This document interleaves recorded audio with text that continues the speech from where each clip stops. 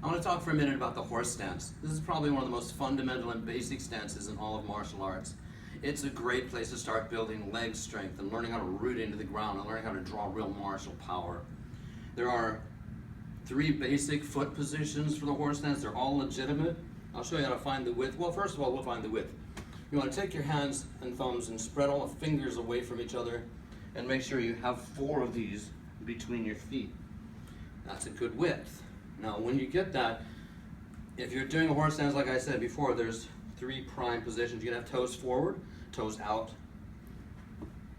or toes in, which brings the knees in too. This is kind of a Wing Chun stance, probably not going to be quite that wide.